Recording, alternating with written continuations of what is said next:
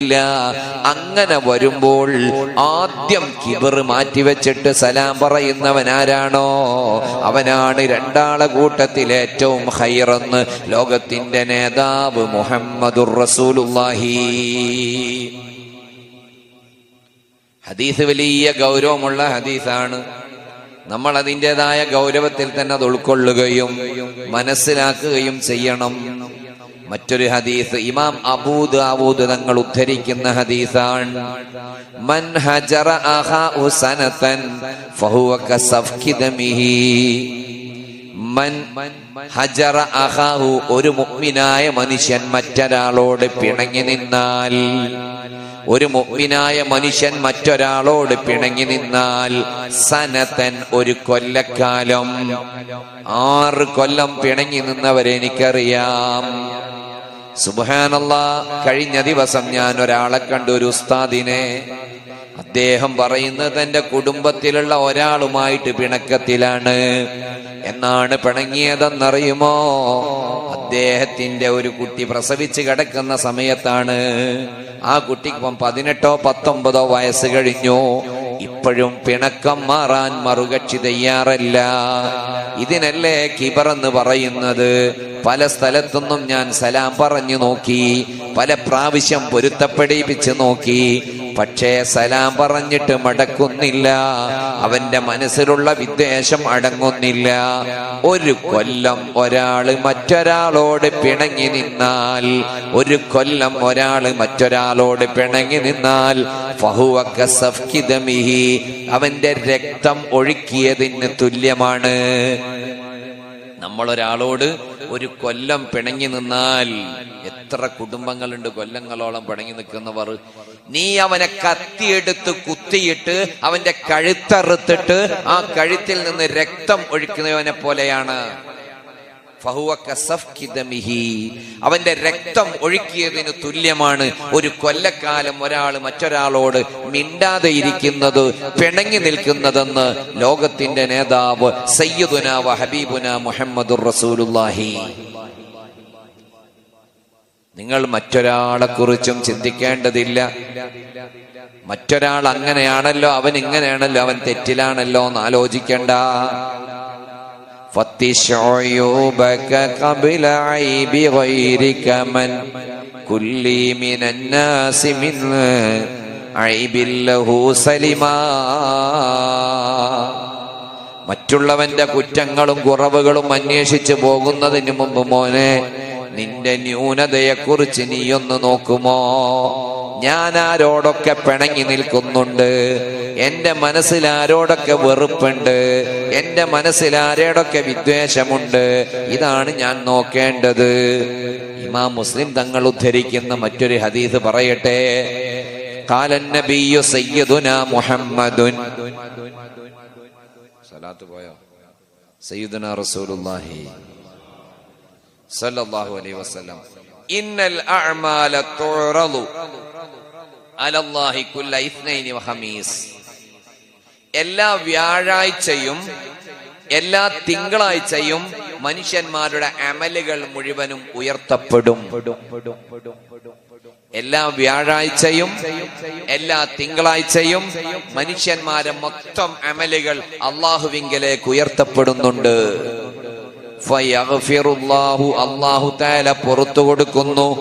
ലികുല്ലി ഫർദിൻ, എല്ലാ മനുഷ്യന്മാർക്കും അല്ലാഹു തആല പുറത്തു കൊടുക്കും.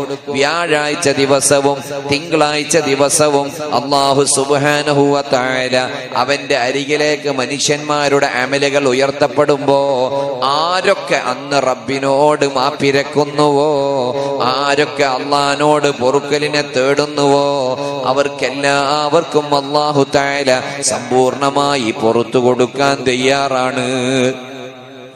പക്ഷേ അള്ളാഹു അന്ന് പുറത്തു കൊടുക്കാത്ത ആളുകളുണ്ട്. ഇല്ലൽ മുതഖാസിമീൻ, പരസ്പരം പിണങ്ങി നിൽക്കുന്ന ആളുകൾ, പരസ്പരം തെറ്റി നിൽക്കുന്ന ആളുകൾ, അവർക്ക് അല്ലാഹു സുബ്ഹാനഹു വ തആല പുറത്തു കൊടുക്കൂല.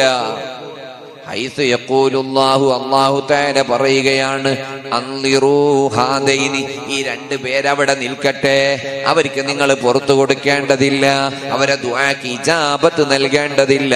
ഹത്താ യസ്തലിഹ ഹത്താ യസ്തലിഹ, അവരൊന്ന് പരസ്പരം സലാം പറഞ്ഞ് നന്നാവുന്നത് വരെ അവരെ ദുആ സ്വീകരിക്കേണ്ടതില്ല, അവരുടെ പാപങ്ങൾ പുറത്തു കൊടുക്കേണ്ടതില്ല.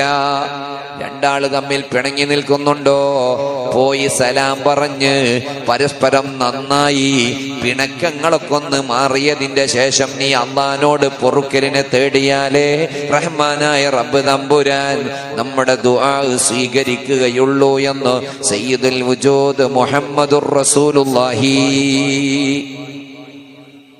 കഴിഞ്ഞില്ല, ഇമാം ഇബ്നു മാജാ തങ്ങൾ ഉദ്ധരിക്കുന്ന മറ്റൊരു ഹദീസ്,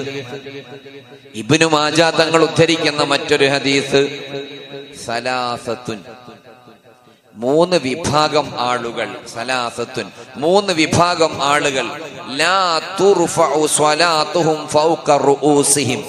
ഇന്ന് നമ്മൾ നിസ്കരിച്ച ളുഹ്ർ നിസ്കാരമുണ്ടല്ലോ, ഇന്ന് നിങ്ങൾ നിസ്കരിച്ച സുബ്ഹി നിസ്കാരമുണ്ടല്ലോ, ഇന്ന് നിങ്ങളുടെ ളുഹാ നിസ്കാരമുണ്ടല്ലോ, ഇന്നലത്തെ നമ്മൾ കഷ്ടപ്പെട്ട് നോമ്പ് നോറ്റ് ക്ഷീണിച്ച ശേഷം ഇവിടെ വന്ന് നിസ്കരിച്ച തറാവീഹും അതിന്റെ ശേഷമുള്ള വിത്തറുണ്ടല്ലോ, അതൊന്നും തലക്കു മുകളിലേക്ക് ഉയർത്തപ്പെടൂല, തലക്ക് മുകളിലേക്ക് ഉയർത്തപ്പെടൂല. ശിബ്റൻ, ഒരു ചാണ് പോലും ഉയർത്തപ്പെടില്ല. ആ ഇബാദത്ത് നമ്മളെ തലന്റെ മോളവിടെ ഉണ്ടാവും, അത് സ്വീകരിക്കപ്പെടൂല, അത് നമ്മുടെ തലക്ക് മുകളിൽ നിന്ന് ഉയർത്തപ്പെടൂല. മൂന്നാളുകളുടേത്, മൂന്ന് വിഭാഗം ആളുകൾ, അവരുടെ അമലുകളെ അല്ലാഹുവിങ്കലേക്ക് ഉയർത്തപ്പെടുന്നില്ല, സ്വീകരിക്കപ്പെടുന്നില്ല. ആരാണ്? റജുലുൻ അമ്മ ഖൗമൻ വഹും ലഹു കാരിഹൂൻ. ഒന്നാമത്തെ ടീം ആരാണ്? ഒരു ഖൗമ്, ഒരു മനുഷ്യൻ, അയാൾ ഒരു സമൂഹത്തിന്റെ ലീഡറാണ്, അയാളൊരു സമൂഹത്തിന്റെ ലീഡറാണ്. ഉറക്കം വരുന്നുണ്ടോ? അല്ലാഹുമ്മഗ്ഫിർ അല്ലാഹുമ്മ അർഹംനി യാ അർഹമർ റഹീമീൻ, അല്ലാഹുമ്മ അർഹംനി അല്ലാഹുമ്മ അർഹംനി യാ അർഹമർ റഹീമീൻ.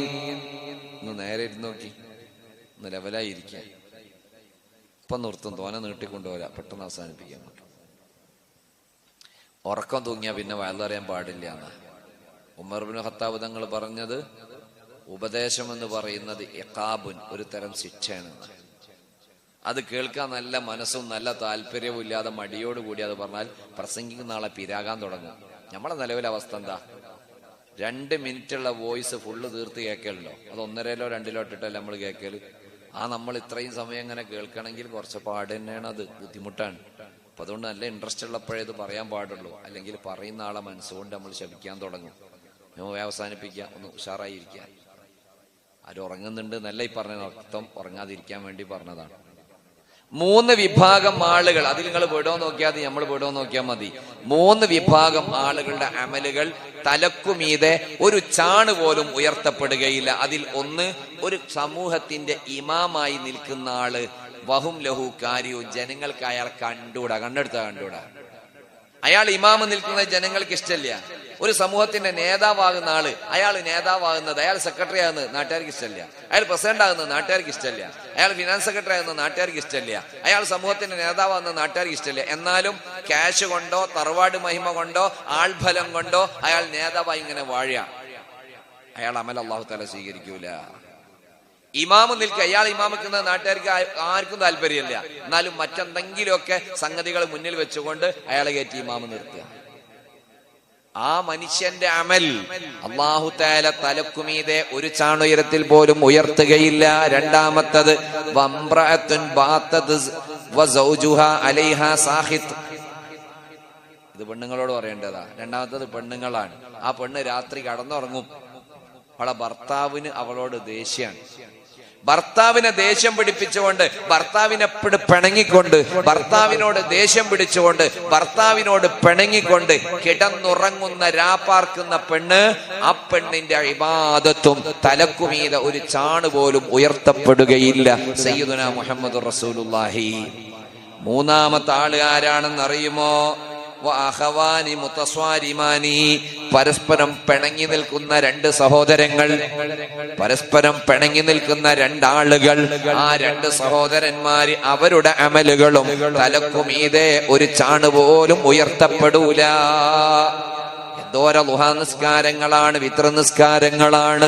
മറ്റുള്ളവനോട് പിണങ്ങി നിൽക്കുന്നതിന്റെ പേരിൽ തലക്കുമീതെ ഒരു ചാണ് പോലും ഉയർത്തപ്പെടാതെ ആ അമലുകൾ സ്വീകരിക്കപ്പെടാതെ ഇരിക്കുന്നത്. ഇതുകൊണ്ട് തന്നെയാണ് പൂർവികരായ ആളുകൾ ഈ വിഷയത്തെ അത്രത്തോളം വല്ലാതെ പ്രാധാന്യത്തോടെ കണ്ടത്.